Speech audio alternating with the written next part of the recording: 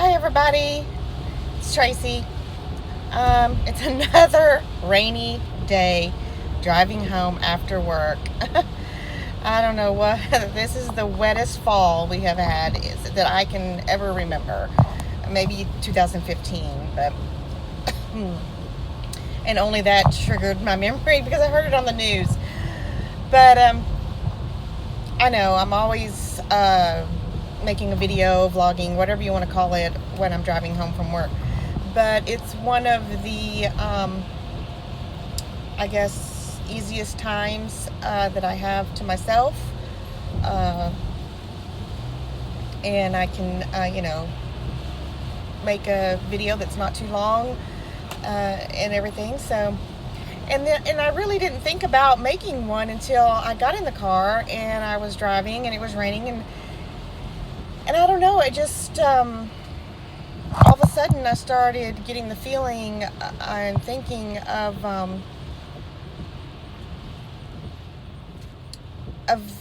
what it was like when I was a little girl, what life was like when I was a little girl.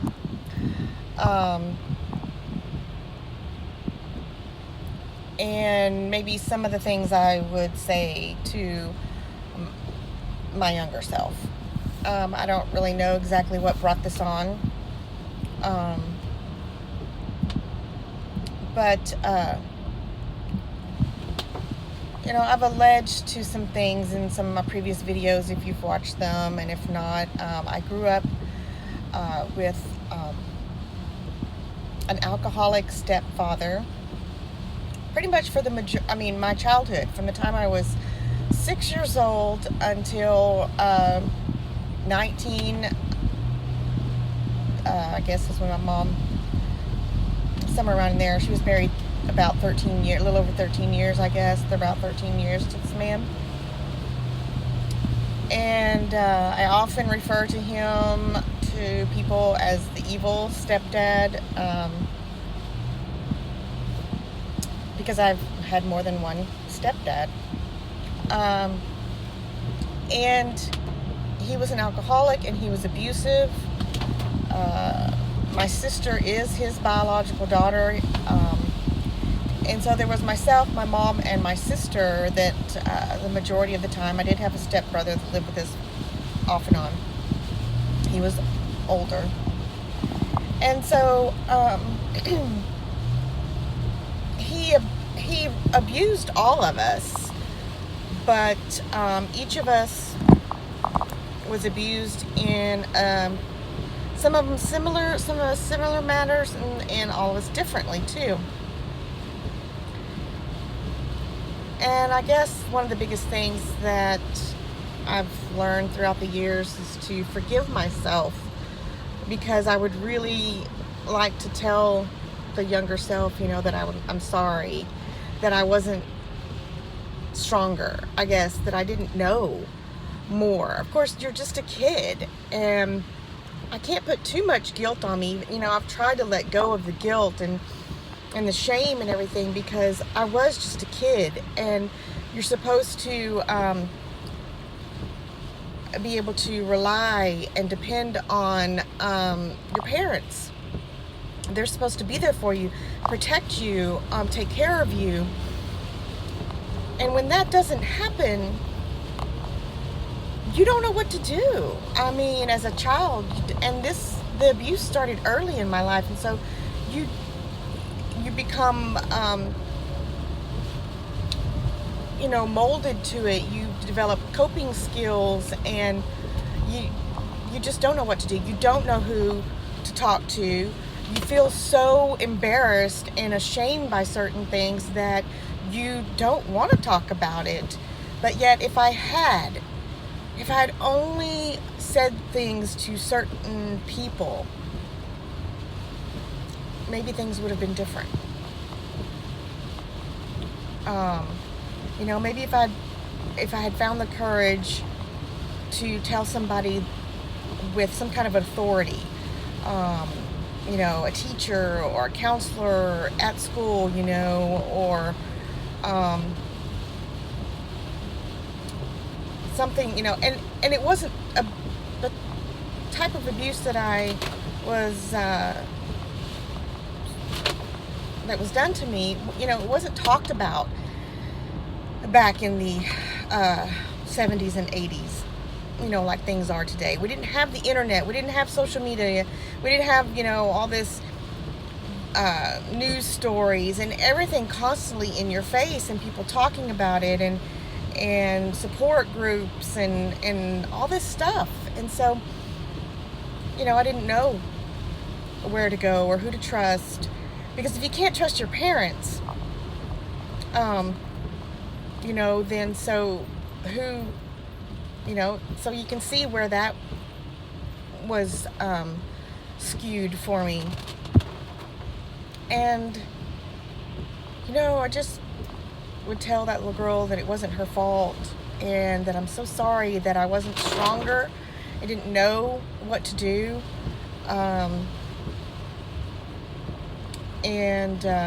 Because, you know, I don't know, maybe things could have been different. I don't know. Because of the things that I went through and the coping skills that I learned when I was younger, they didn't always work for me when I got older. And so I've gone through things as an adult that I didn't always handle the right way. I feel like I've done a pretty good job of growing up and a good adult. There's so many things I could have done differently that would have made things so much more worse. I mean, I didn't fall into alcoholism. I didn't fall into drugs. Of course, some of that was not as readily, you know, find it, you know, and get to it, and other people doing it as some of it is today. I did, you know, you would smoke cigarettes and sneak that, you know, and do things like that. And I was rebellious in the fact that I would try to do my own thing and not be at home as much as I didn't want to be at home. So I would go, you know, places and be with friends when I wasn't supposed to. I'd stay out late when I wasn't supposed to. I'd stay at school as much as possible. You know, dance team, drill team, that was my safe haven because it kept me at school a lot. And, you know, I didn't have a lot of close friends because, you know, you share things with your friends, and I never would share much. And the one time I did, it totally blew up, and for a while that friend wasn't allowed to come to my house. And you know, so I didn't have a lot of friends. I didn't have a lot of friends over at the house very much. I certainly didn't have friends spend the night very much at all. And so, you know, nobody knew really what it was like at my house. My mother, over the years of the abuse that she endured, became the typical battered wife. You know, she thought she was nothing and didn't know how to escape. And she would leave him and she'd go back. She'd leave him and she'd go back. And not the last time, but one of the last times when I was a senior in high school, and I warned her of this too. We had a discussion before my senior year. I told her if she left and went back one more time, I wasn't going back with her, and I didn't. We left, went to my grandparents' house. I was a senior in high school. By then, I think I was already 18 years old. And she went back, took my sister and went back to him, and I didn't go. And I never wanted to live with that man again. If I had a choice, I wasn't going to do it, and I didn't.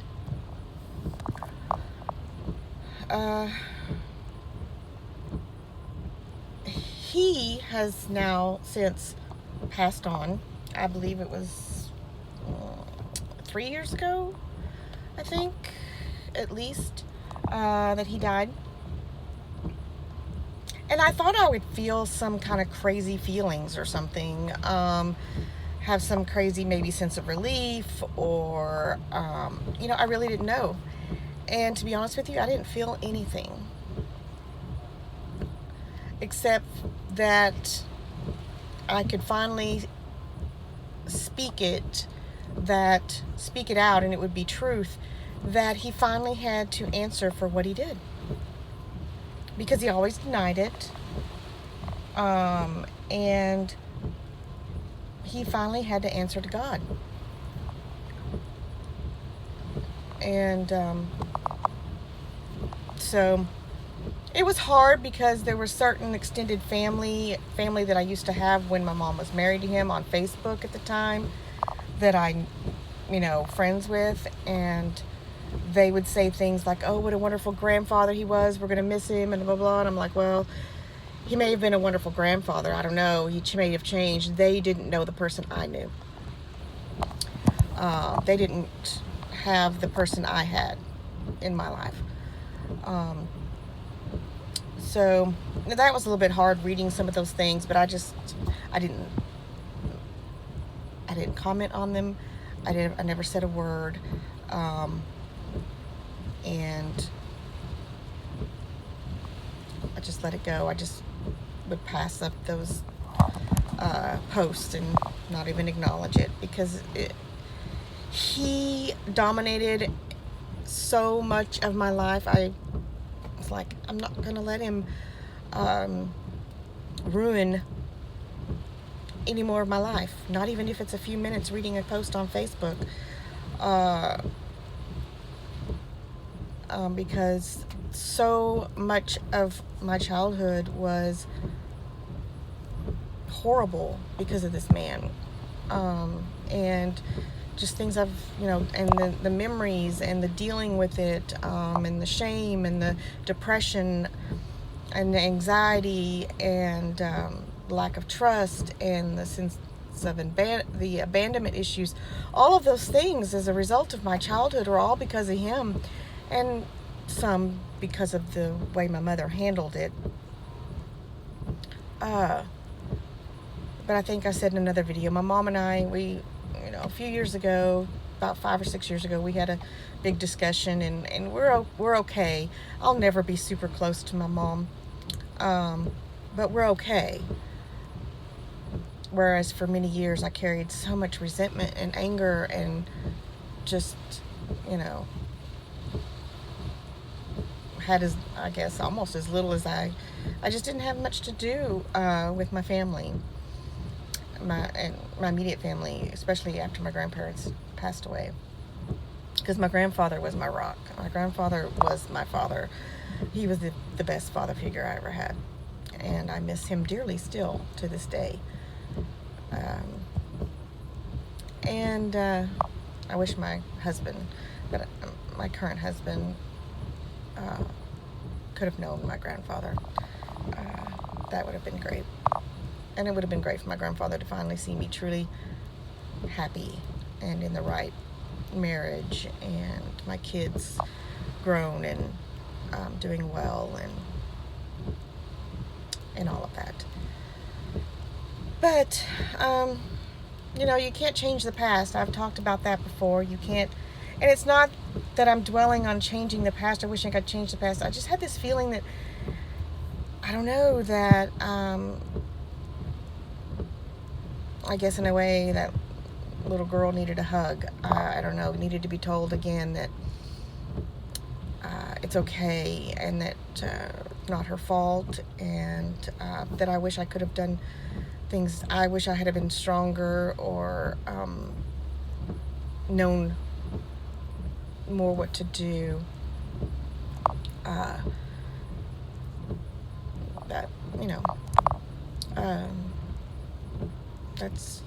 it just wasn't the case. And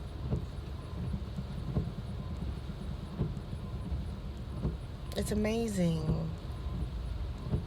I think they say like 1 in 4 adult women and 1 in 6 or 1 in 8 adult men experienced some form of childhood sexual abuse at some point. That's just crazy. And there's so many of us out there that kept it a secret for so long. And I'm a part of a group on Facebook, a support group, and it's like, there's so many people that didn't tell anybody until they were in their 30s or 40s, because it was just so taboo, and they were so ashamed and embarrassed, and they never really got help or other things.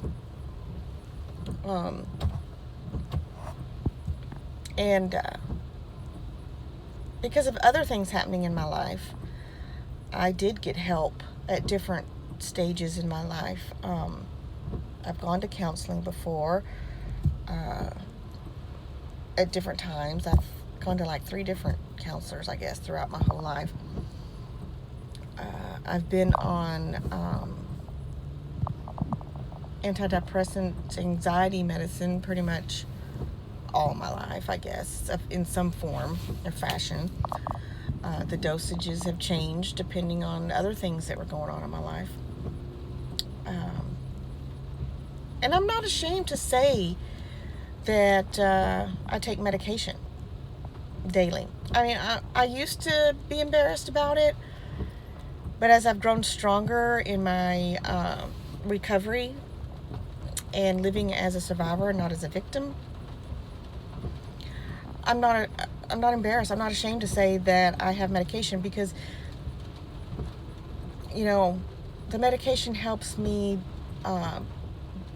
be able to just handle life without falling apart almost all the time. I mean, I could cry at the drop of a hat for all kinds of reasons. I mean, I could cry because I was happy, sad, mad, angry. It doesn't matter what the reason. See a sappy commercial, watch a sappy movie. I mean, even just, like I said, just a commercial. Think about something, and I just couldn't do that every day, all the time. And the anxiety is not as bad. I never had anxiety that bad. It just depends. There are certain things, different times in my life. It had been, when I went through my second divorce, the anxiety got really bad a few times. And, had a couple of meltdowns, I guess you could say. Just really had to stop and gather myself.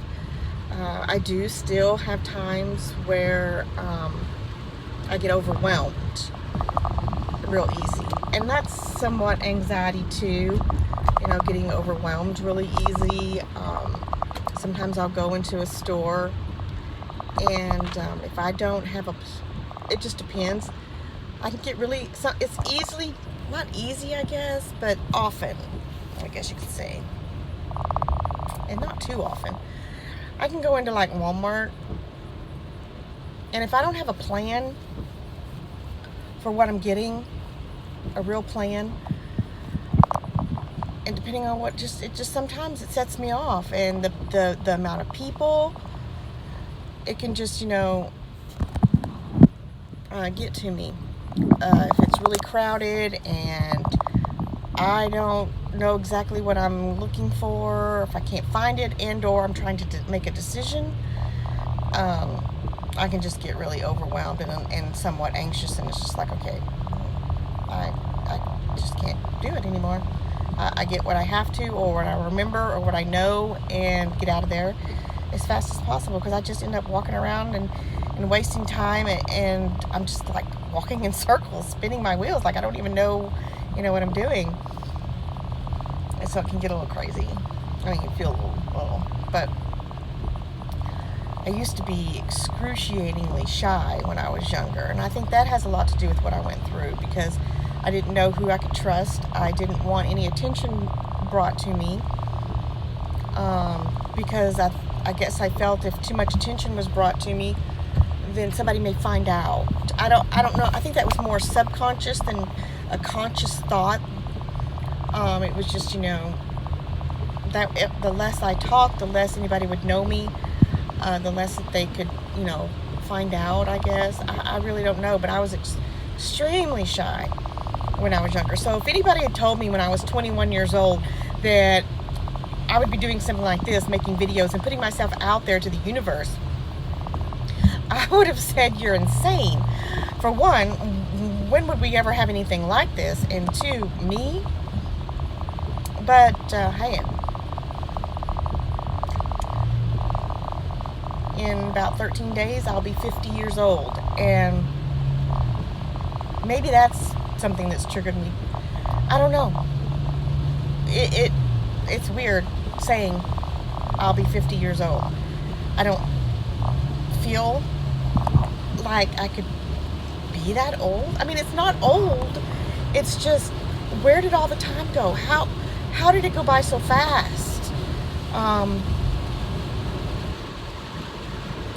And I can remember a lot of things. Some things I don't remember. My memory is really bad, and that too has a lot to do with the depression and the anxiety and living with those things. And living with the trauma I went through. My memory is not very good. There's lots of things from my childhood and school days, high school and stuff, that I don't remember. Somebody will say something about a party or an event at school, and I'm like, yeah, don't even remember going to that. And then there's other things that I remember really, really well. So it's bizarre. I know the brain can protect us from things. And maybe that, and I think that's maybe a reason why I never sought out any kind of extensive therapy with like maybe hypnosis or trying to uncover buried memories, if there were, to try and see if there was anything that was buried, to see if there was anything else, because I don't want to know if there's anything else. I don't want to remember anything else. I remember enough.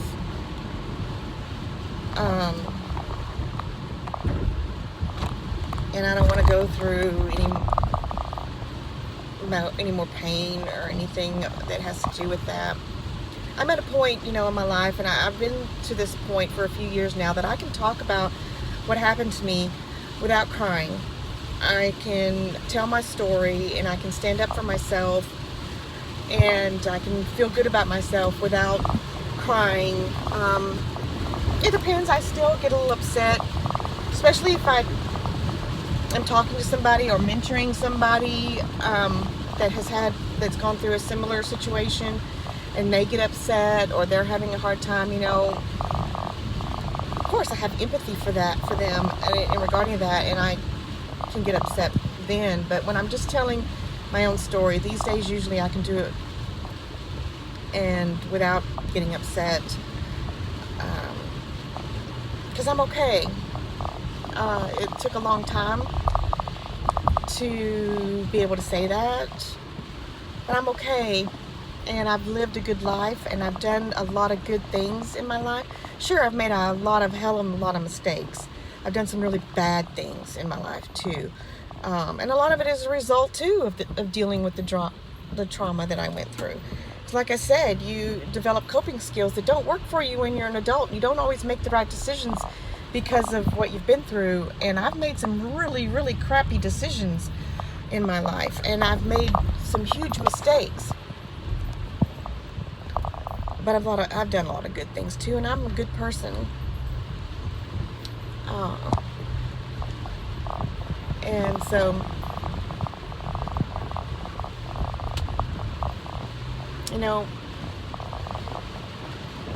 that stepdad took a lot from me. he stole a lot from me. Things, time, events, feelings that I'll never be able to get back. I'll never be able to replace. I'll never be able to change. And to that little girl, I'm sorry for that too. I'm sorry that she had to go through that. And I'm sorry that I wasn't stronger. But life is good now. I am finally married to the man that I think I've always meant to be with. Third time's a charm, right? We don't always know that. Man, it's flooding here in my home little town that I live in with all this rain again. More rain. But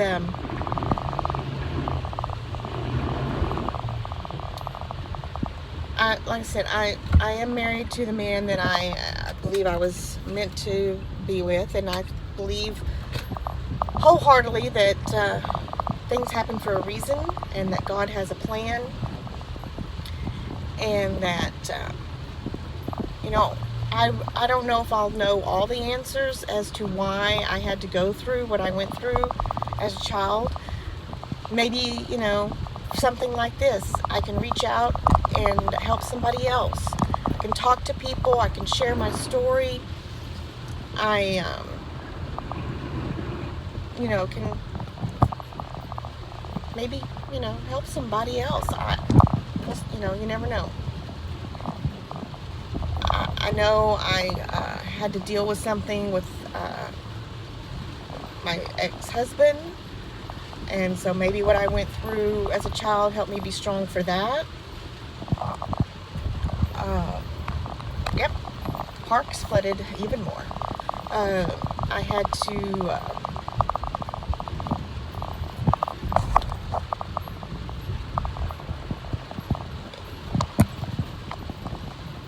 I've had some friends that I've learned went through similar things, and I've been able to talk to them and form friendships. I have a very, very good friend that I share things with, and she shares with me.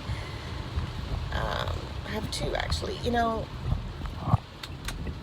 And if I only touch 2 or 3 people in my whole life, well, then maybe that's all I was meant to do.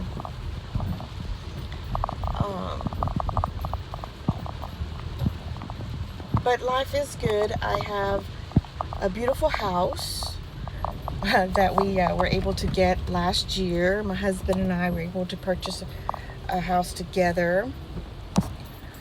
And so we're almost ready next month to celebrate a whole year. Ooh, I'm in the garage now, so you can't really see me. I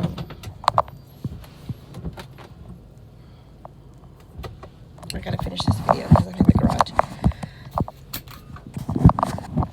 We have a home, we have all of our children, we have grandchildren now. I have a good job, and I've had good jobs throughout my whole life. Really, I've been really blessed with finding pretty good jobs, and I've got good friends at work, good environment, and my hair. It's rain, all the rain. And I'm shiny. I have oily skin so bad. Still trying to find the right kind of makeup that I want, and the right things, combinations. And I tell that little girl, you're gonna be okay. You're gonna be okay. You will go through trials, and things will be really hard at times, but overall life is really good. And these days man, we get to travel. We do take adventure. We adventures. We have a lot of fun. My husband and I, and we, like I said, we have our grandkids and our kids and everything, and friends, and it's okay. I'm okay. And I'm gonna be okay. And like I said, maybe I'll touch somebody, help somebody. Maybe I'll help me still just by doing this, reminding myself that I am okay and I am a good person, and I overcame a lot, and there's so many paths I could have gone down that would have made things so much worse, and I didn't do that. I was strong. I was strong.